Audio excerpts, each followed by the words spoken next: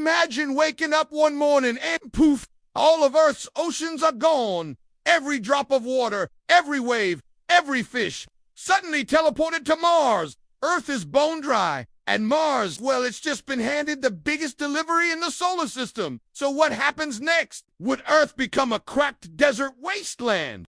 Would Mars instantly become a blue planet, a second Earth? Or would everything just go horribly, horribly wrong? Let's dive in. Or, I guess not, because there's no ocean left to dive into. First, let's picture Earth after the oceans vanish. That's about 1.3 billion cubic kilometers of water gone in an instant. Imagine the ocean basins, Atlantic, Pacific, Indian, completely empty. You'd see massive canyons, mountain ranges, and cliffs that were once hidden underwater. It would be like draining a bathtub. Except the bathtub is the entire planet. Good news for archaeologists. All the shipwrecks would finally be visible.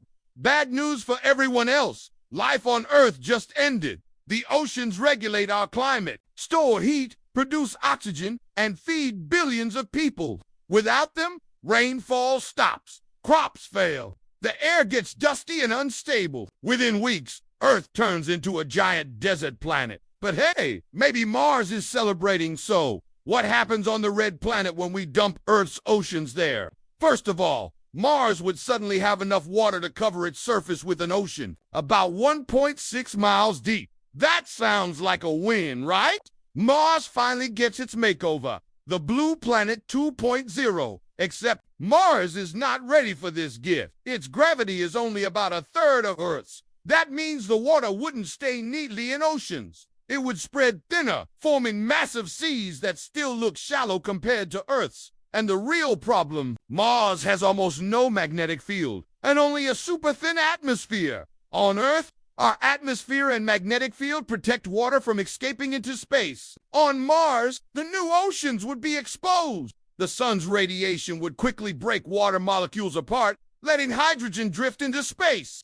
In other words, Mars would start leaking its oceans immediately. Think of it like trying to fill a cracked bucket. You pour in Earth's oceans, but within millions of years, maybe even faster, most of it just escapes. But before it all disappears, Mars would get weird. Teleporting that much water onto Mars would cause chaos. Gigantic tsunamis would sweep across the dusty plains. Imagine a wall of water taller than skyscrapers racing across the surface, carving new canyons in minutes. Volcanoes like Olympus Mons would suddenly find themselves surrounded by seas. The planet would transform overnight into something that looks alien and familiar at the same time. And the atmosphere, instant chaos. When liquid water meets the freezing Martian air, most of it would turn into steam, thickening the atmosphere for a while. Mars would suddenly have weather storms, clouds, rainfall, maybe even snow.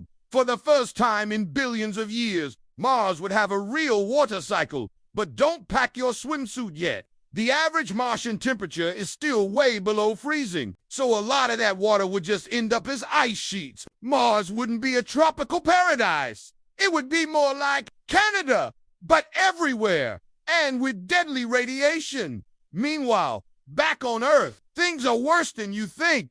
Without oceans, our planet's surface temperature would skyrocket during the day and plummet at night. The air would be full of dust storms, like Mars today, only hotter and more chaotic. Humanity would scramble to survive on underground water reserves, but honestly, it's game over. Life as we know it depends on oceans, so in this bizarre swap, Earth becomes Mars 2.0 dry, dead, and red with dust, while Mars briefly becomes Earth 2.0 wet, stormy, and alive. Looking a big twist. Mars can't hold on to our gift. The oceans we teleport there would slowly bleed into space, leaving Mars dry again in the cosmic blink of an eye. In the end, we don't get 2 habitable planets. We get 0. So, what's the takeaway? Water is fragile on a planetary scale. Earth's oceans look massive, but they exist thanks to a delicate balance of atmosphere, gravity, and magnetic protection. Move them somewhere else, and they're doomed. Which means maybe the real lesson here isn't what if we teleported the oceans to Mars, but why we should really take care of the oceans we already have. Thanks for watching. If you enjoyed this dive into interplanetary chaos, make sure to like the video, drop a comment with your own wild what-if ideas, and subscribe so you don't miss the next one. Because trust me, you don't want to miss what happens when we ask the universe another impossible question.